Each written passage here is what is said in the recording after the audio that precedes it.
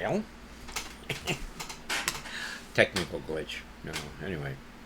Um, Wanted to talk about caste, the different castes that we break ourselves up into. Uh, there's race, of course, white versus people of color, all of them.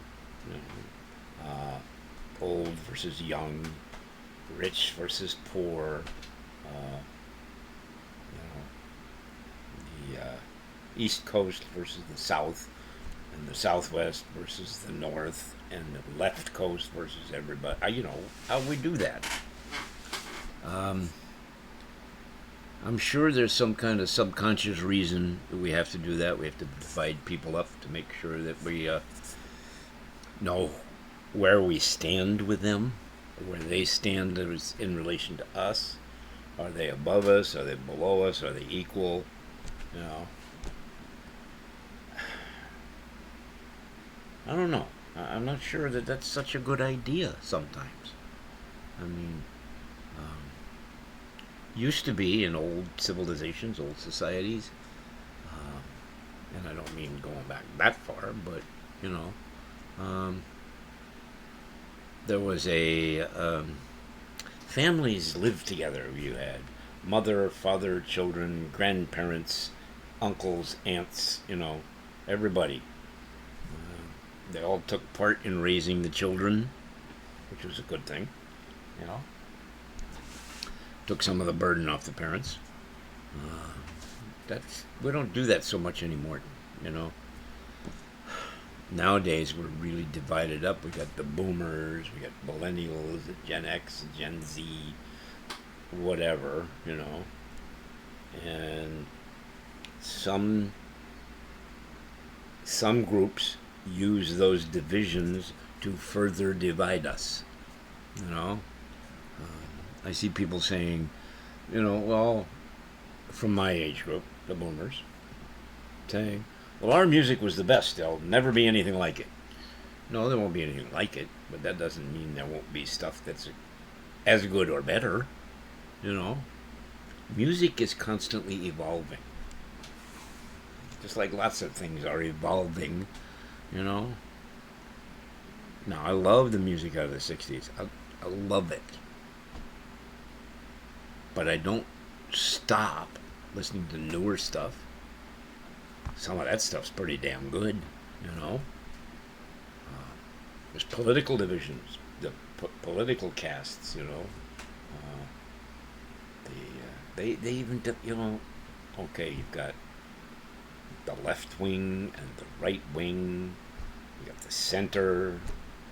And then those are even broken up into more groups. You got Democrats, you got progressives, you got corporate Democrats, you got um, centrist Democrats, and Republicans. You got Republicans, and then you got Trumpsters. Even more of them than the farther on. There's really nut job, what we call RWNJs, right wing nut jobs. And some of them are very definitely nut jobs. Really, really nutty fucking people. Um, uh, I think we're losing something.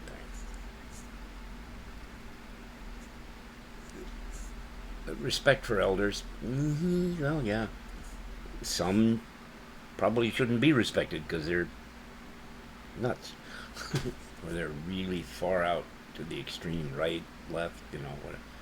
Um, think about it. If you just have this pathway, this applies to religion too. You just have one way to go. Okay, you're going to go that way. That doesn't allow for growth. Same with politics. You got to go this way.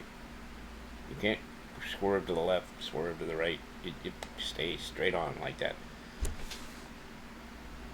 Diversity is like fertilizer. Things grow.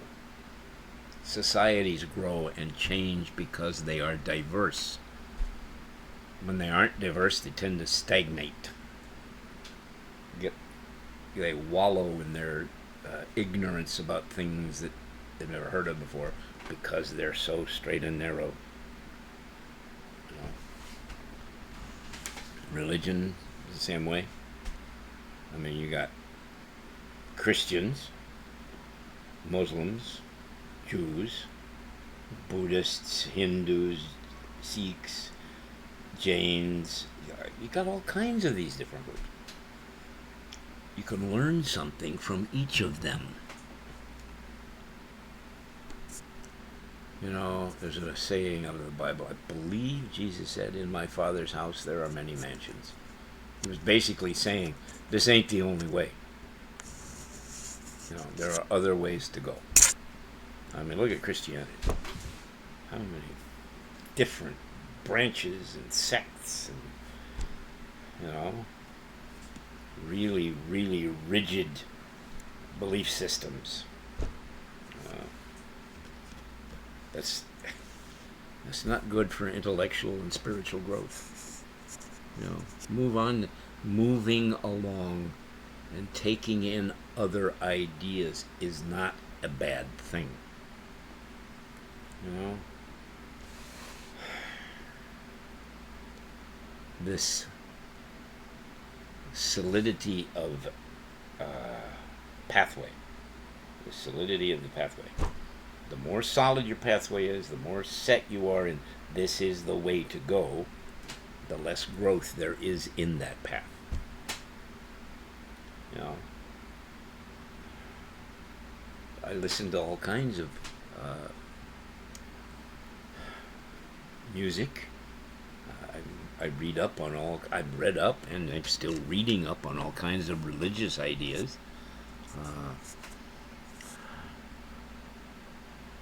I guess my political path is pretty well set, but I listen to what people have to say. Sometimes even our language can divide us up. You know? One side says woke is a good thing, the other side says woke is a bad thing. It's the same word. It essentially means the same thing, that you are aware. You're woke, aware. You can see what's going on.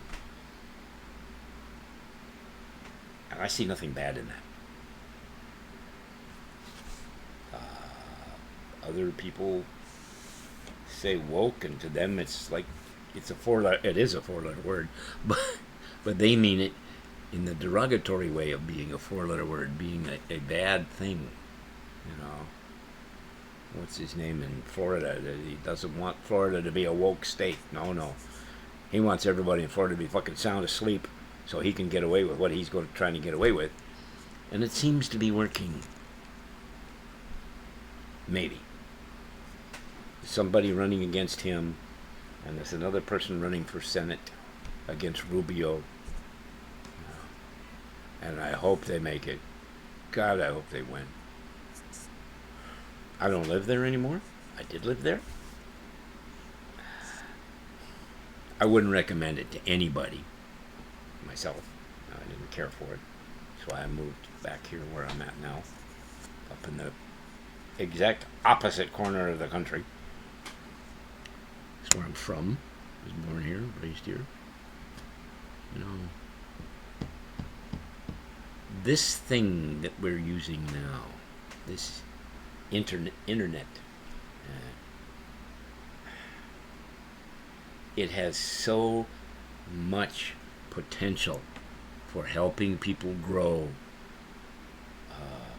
spiritually, morally, mentally, politically, you know.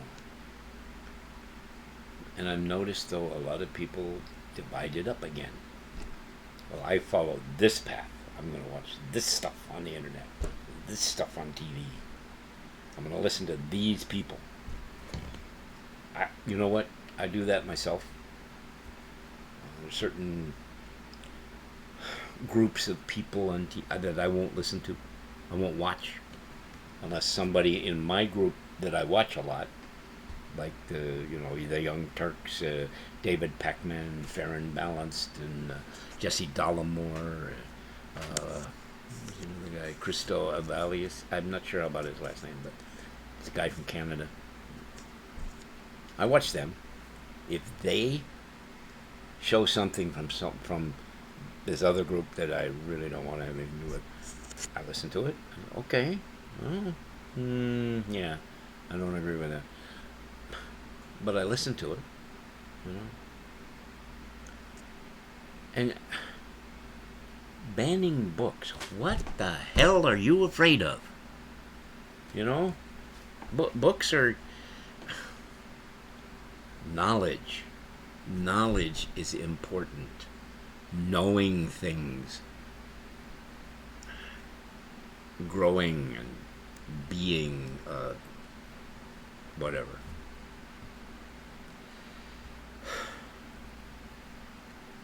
People in old societies used to listen to the elders because the elders had lived and gathered knowledge. They knew things about stuff that young people didn't know yet, and they tried to pass it on. That doesn't happen so much anymore. You know? Millennials, Gen X, Gen Z, and they see a boomer and they, oh, you know, he doesn't know anything. Yes, he does, or she. They do. Boomers do know things. They know things about dealing with people. Yeah. You got your phone? It's like somebody said, you have this device in your hand that allows you to contact or to get in touch with information worldwide. Yeah. You know, this laptop I'm working on, I can find out things all around the world with this little device right here. What do a lot of us do? Look at videos of cats and dogs and guinea pigs and car crashes. You know, there's a whole thing on there. What is it called? Fail Army, where you watch people screw up. It's funny. It's enjoyable.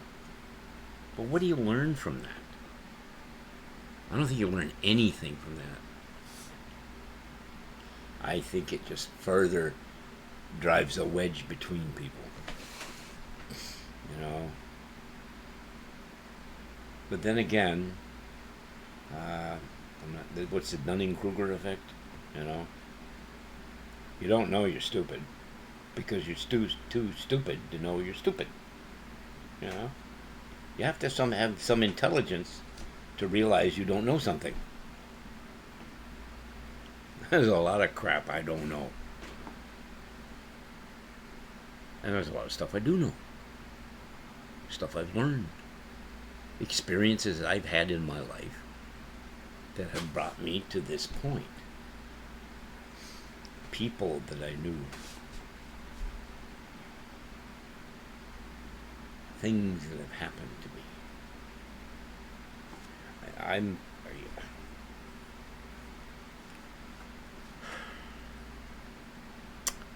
You know, again, just an old white man's opinion. I don't know how much value you place on it. I place some value on it. I hope somebody could get something out of this. If so, enjoy. And you know what you can do. You can subscribe, get notifications. You can like it. I hope you like it.